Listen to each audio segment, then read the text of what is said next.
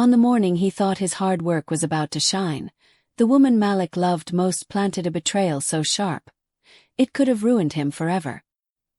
He was standing in the kitchen of their small Brightwave Innovations office, holding a cup of lukewarm coffee, fighting the urge to snap. The week had been nothing but back-to-back Investa calls and endless product tests before their big launch. Across the counter, Lydia, his fiancée and co-founder, sat on a high stool with that nervous look she always had when she was about to drop something he wouldn't like. She blinked, shrugged, and said it, the thing that cracked something deep inside him. "I invited Samuel to our launch party," she said softly, almost like it was a favor. "Where are you watching from today? Kindly hit like, comment, and subscribe to this channel for more." Malik froze, the weight of her words pulling him down like stones in water. Samuel, the man who had destroyed his father's life and the family's business. For years, Malik had told her how this man had stripped their legacy bare. Now she was smiling like it was just another guest list decision. To understand why Malik's chest tightened that day, you have to know what Samuel did. This was not petty workplace drama or a long-forgotten argument. Years ago, Malik's father built a small logistics firm in Crystal Bay town with his bare hands, growing it into something respectable. When the time came to bring in outside investors, Samuel appeared. All charm, a polished suit, and promises of growth. But what he really brought was poison. He restructured the company, forced Malik's father out, stole the core ideas, and set up his own competing firm. Within a year, the original business collapsed, and Malik's father died of a heart attack, never recovering from the shock. And now here was Lydia, the woman Malik was supposed to marry, telling him she had invited the same man to celebrate their company's proudest moment. His voice rose without him realizing it, and a young intern at the far desk looked up, startled. Lydia flinched, but she didn't apologize.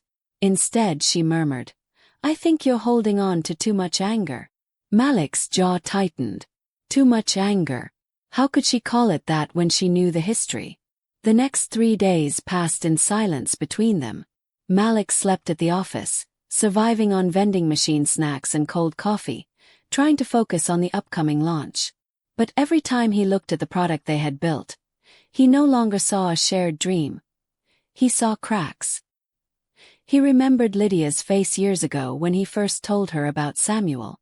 She had called people like that parasites in suits.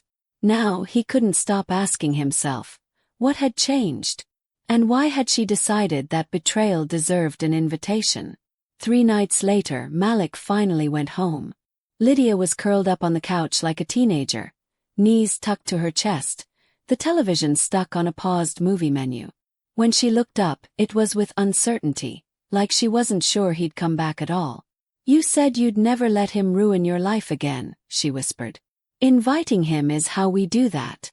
Malik laughed, not with humor, but with that empty, bitter sound that comes when trust has been cracked beyond repair. "This isn't some therapy exercise, Lydia," he said coldly. "You don't get to orchestrate an emotional showdown for me." Without waiting for a reply, he walked into the bedroom and locked the door. That single click felt heavier than a bolt on wood.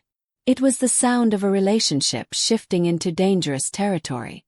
The next morning, she was gone when Malik woke up, but her laptop was still on the dining table. A voice inside told him not to look, but curiosity, suspicion, and hurt overpowered restraint. He typed Samuel's name into the search bar. Emails. Multiple. Meeting invites. Even worse. A shared pitch deck with their architecture, financial projections, and product roadmap. Malik's stomach turned cold. It wasn't just that Lydia had invited Samuel to the launch party. She had been feeding him their work, the very thing they'd spent years building from scratch. Malik didn't slam the laptop shut. He didn't shout. Instead, he copied every email, downloaded every file, and backed up the full codebase from their Git. The founder Samuel thought was just a software guy, had learned to play quietly, but strategically. That night, Malik called their lawyer, Kareem. Hypothetically, he asked, if a co-founder shares confidential intellectual property without the board's consent, what happens? Kareem's voice tightened. Hypothetically. That's grounds for dissolution under the right clause. Malik smiled faintly, because he had written that very clause into their partnership agreement. 2 days before the launch pitch, Lydia suggested they rehearse the presentation for the advisory board and a few angel investors. Malik agreed, his face a calm mask. They sat side by side on a video call, sliding through their deck as though nothing had happened. Beneath the desk, his fists clenched until his knuckles hurt. That night Malik sent a short message to Kareem. Greenlight it. The following morning, he arrived at the office hours earlier than usual. He changed all system passwords, revoked administrator access, and moved the production environment to an encrypted server registered in his own name. Every shared backup was deleted. When Lydia arrived at 9:15, she smiled, perhaps thinking his silence meant forgiveness. "I'm not mad," Malik told her calmly. "I'm done." Confusion clouded her face, but when he said he knew about the emails, the pitch deck, and the talks with Samuel, she froze. "It wasn't like that," she whispered. "It was exactly like that," he shot back. Lydia's voice trembled. "I was trying to protect us." Malik shook his head. "No. You were trying to hedge your bets. You wanted a shortcut and thought I was too emotional to see it." He stood, looked her straight in the eyes and said, "Guess what? I saw everything." That afternoon, Malik sent a mass email to the advisory board, select investors, and 2 industry journalists. "Due to unresolved internal misconduct and IP violations, our upcoming product release is halted indefinitely. All communications will now come from legal counsel." He blind copied Samuel, just to make sure the man knew he had been seen. By nightfall, his phone was buzzing non-stop. Angry investors, confused teammates, Lydia calling over and over. Malik blocked her. He was done dancing around betrayal. 3 emails from Samuel arrived, each more casual than the last. "No hard feelings, we should be allies. Let's talk." Delete. Delete. Delete. That night, Malik sat alone in his apartment, moonlight spilling in through the blinds. He should have felt victorious, but instead he just felt clean, like he'd finally washed off the last traces of pretending to be okay with betrayal. He opened his private development repository and began coding again. The idea was the same, but this time it would be under a new name. No co-founder. No lies. No Samuel. Just Malik, his clean architecture and full control. It was quiet, almost peaceful, the kind of fresh start you can't buy, only earn through fire. 2 days later, the launch party went ahead without him. Lydia arrived in a fitted blazer, smiling through clenched teeth. On stage, she delivered a limp speech with no product demo because Malik had pulled all the code. A reporter asked, "Where's Malik?" She stammered and tried to talk about vision and long-term plans. No one bought it. Watching the live stream, Malik felt no joy in her public stumble. This wasn't about humiliation. It was about truth. Lydia had gambled with his trust and lost. She could pretend to control the story, but in the end, the truth had a way of walking into the room uninvited. Malik closed his laptop, leaned back and breathed. The real rebuilding had just begun. That night Malik made a decision. If Lydia wanted to pretend nothing happened, then he would quietly put the truth into the open. He sat at his desk, fingers poised over the keyboard, and began writing a blog post on an old Medium account. He titled it "Why I Left My Own Company Before Launch." No names, just dates, events, and the one line that summed it all. Some wounds cut deeper when the knife comes from someone who promised they were holding your hand. By sunrise, the post had over 3,000 views. By noon it crossed 5,000. Old friends messaged him, former employees reached out, and even strangers in the industry sent words of support. One woman wrote, "He did the same thing at my fintech firm in 2019. Another said, "Thank you for saying what so many are afraid to admit." This space rewards betrayal and calls it strategy. Malik read every word, feeling less alone than he had in years. For Lydia, however, the week was a storm. People began unfollowing her on LinkedIn. Clips of her awkward launch party speech appeared on social media with captions like "Co-founder tries to hide disaster. Fails. Harsh but not untrue." A tech blog reached out to Malik for comment. He declined, letting the post speak for itself, but the story still ran. Startup collapse sparks conversation about trust in founder relationships. By Friday evening, Lydia sent Malik a text. "You've made your point. Can we please talk?" He typed, erased, and then finally replied with 2 words. "Talked enough." That night, she followed with a long email, filled with explanations, pressure she claimed she was under, and how Samuel promised massive exposure. Malik read it once, almost laughed, and closed it. They had been winning already. Clean product, loyal users, no debt. She gambled on shortcuts, not necessity. In the days that followed, the ripples widened. Samuel posted on social media, speaking vaguely about the volatile nature of startups. One reply under his post simply read, "Volatile. Well, just consequences," alongside a screenshot of Malik's blog. Malik didn't engage. Karma had its own timetable, and it seemed to have Samuel's address. Unexpectedly, the post sparked something bigger. Former employees of Samuel's other companies came forward, sharing their own stories. Some even started legal action. Malik watched from a distance. He wasn't looking for revenge anymore. Only progress. In the quiet of his new workspace, he kept coding, shaping the new product into something faster, cleaner, smarter. 2 old teammates, Amina and Chaik, who had left Brightwave Innovations months before due to leadership issues, reached out. They had seen the blog and wanted in on Malik's rebuild. "We believe in the work," Amina said. "Not the noise, not the drama, the work." Malik welcomed them without hesitation. 3 weeks later, the new prototype was ready. No flashy investor decks, no grandstanding.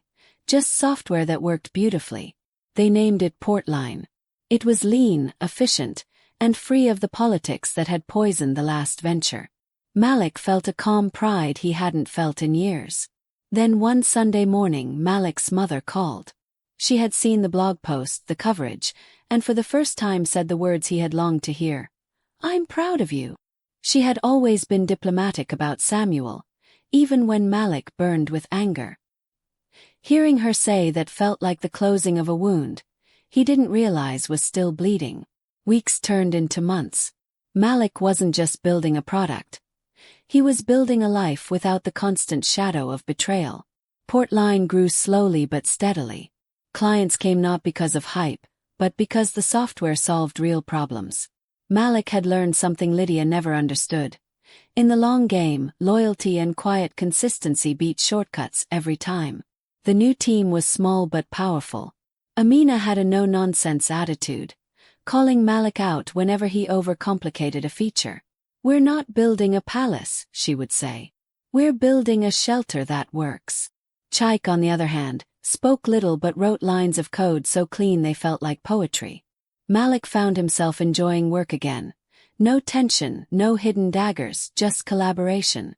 One evening, they hit a strange latency bug that only showed up when 2 clients used the same feature at once. Malik stayed late for 2 nights trying to fix it, running on coffee and stubbornness.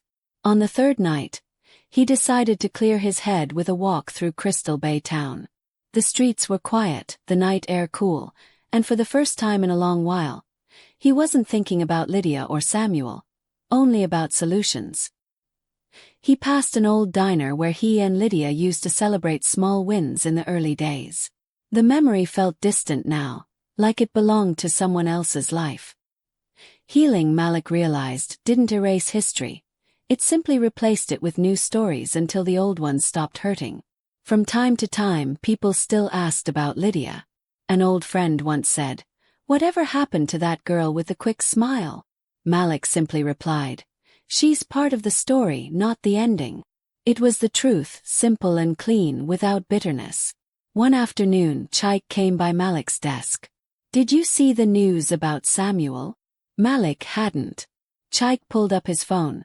A viral thread showed Samuel being voted out of his own company over equity manipulation. The top comment read, "Karma took the scenic route, but she got there." Malik didn't feel triumphant.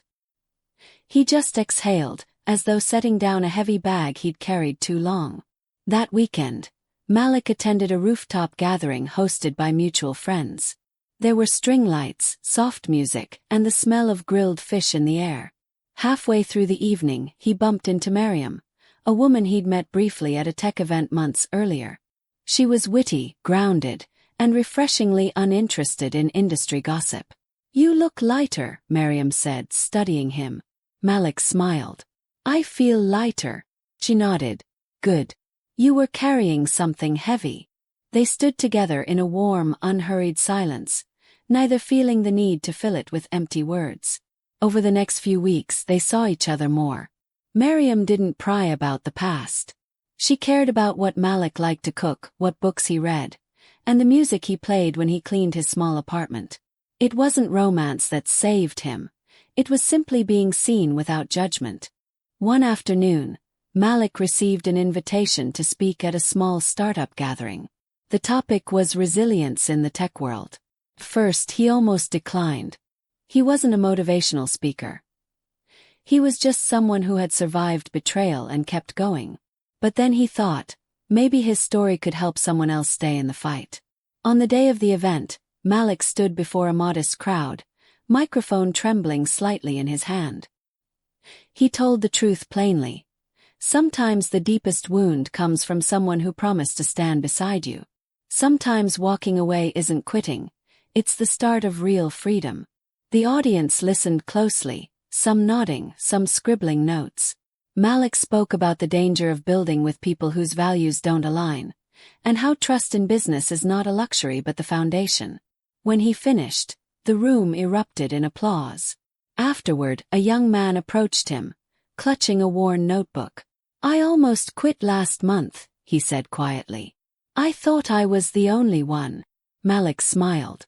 "You're never the only one." It was a simple truth, but one the young man seemed to carry like a shield. Back at the office, Malik kept his focus on Portline. They landed another pilot contract, this time with a mid-sized distribution company. The feedback from the client was gold. "It's simple.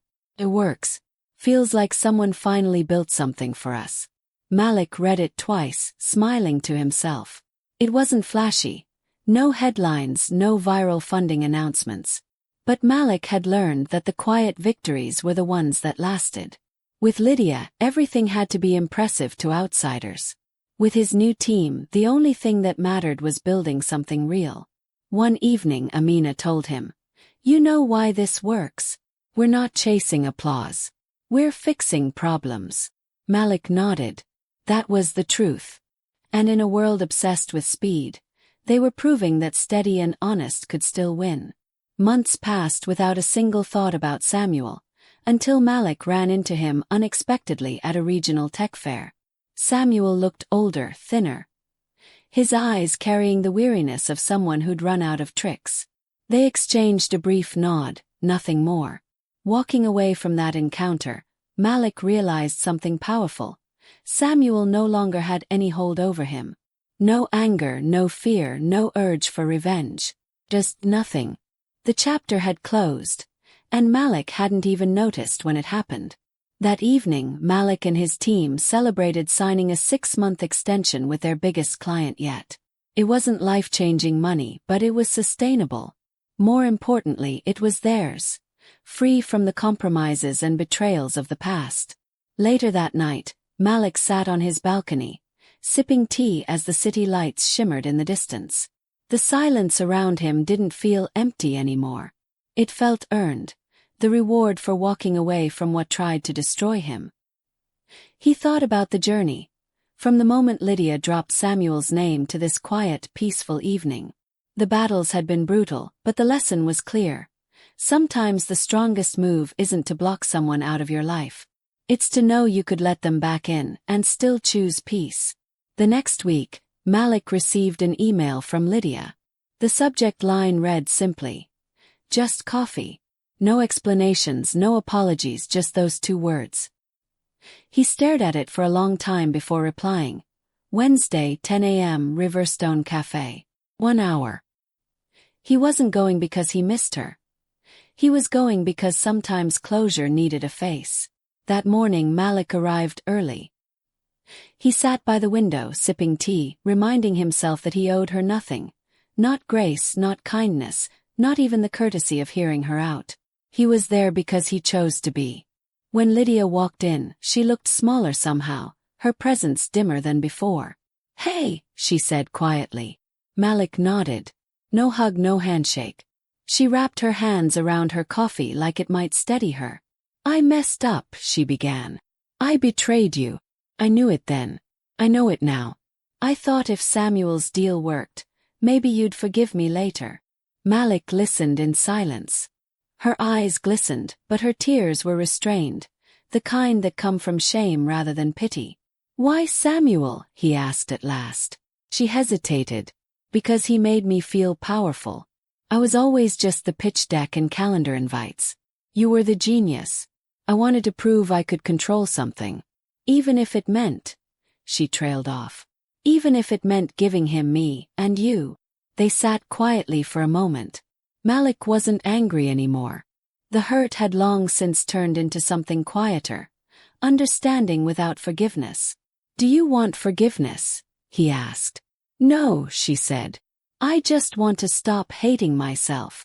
They talked for almost 2 hours about the fallout, about her losing her job, her friends, and even her home in Crystal Bay town. She was freelancing now, trying to rebuild her life. Malik told her about Portline and his small, loyal team.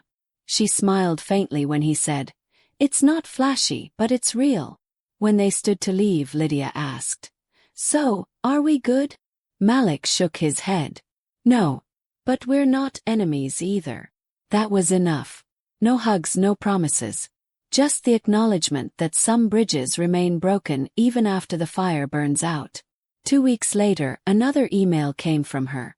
"I admire the person you are. If you ever want a collaborator or just someone to bounce ideas off, I'd be honored." Malik didn't reply. Not out of anger, but because he knew the difference between closure and reopening wounds. Portline kept growing. They landed their first major supplier contract, a 6-month deal worth enough to keep the team running comfortably. It wasn't millionaire money, but it was clean. Malik valued that more than gold. One Friday evening, they celebrated at a small roadside grill. There was fried plantain, spiced fish, laughter, and harmless teasing about Malik's tendency to overthink. Amina raised her glass. "Here's to doing things the right way." Malik raised his too.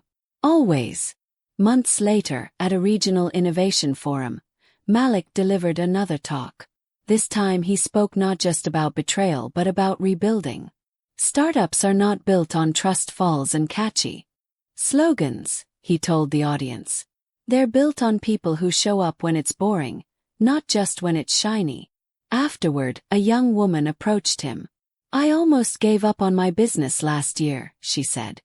"Hearing you makes me want to try again." Malik smiled. "That's all the reason you need." By the time Portline turned 2 years old, it had grown into a respected name among small and mid-sized logistics firms. They weren't competing with giants. They were serving the ones the giants ignored. Malik liked it that way. One afternoon, Miriam stopped by his office with lunch. They ate together on the balcony overlooking Crystal Bay town. She asked, "Do you ever think about Lydia anymore?" Malik took a bite, chewed slowly, and said, "She's part of the story but not the ending." Miriam nodded, satisfied. The real ending, Malik thought, was in moments like this, where the air was light, the work was honest, and the people around him wanted him to succeed without strings attached. That was wealth money couldn't buy. He still remembered the early days of Brightwave Innovations, the sleepless nights, the excitement, the plans. It was bittersweet. But bitterness alone didn't feed you. Learning from it did. And Malik had learned. One evening, as the sun dipped low over the rooftops, Malik got a message from Chaik. "We fixed the latency bug." Attached was a screenshot of the clean, finalized code. Malik grinned. It was such a small thing to anyone else, but to him it was proof that steady hands win the race. Later that night he took a long walk through the city. The streets were alive. Market stalls closing for the night, children laughing, street vendors calling out their last deals. Malik felt the rhythm of life all around him. No grand victory, no headline moment, just peace. He thought about all the storms he'd walked through. The betrayals, the loss, the rebuilding. They had shaped him, but they didn't define him. That was the quiet power of healing. It didn't erase the scars, but it made them stop hurting. Standing there in the glow of the streetlights, Malik understood something deeply. The strongest victories are not the ones you shout about. They're the mornings you wake up without dread, the nights you sleep without replaying old conversations, the days you work without wondering who's sharpening a knife behind you. Malik smiled, turned toward home and walked on, steady, sure and finally free.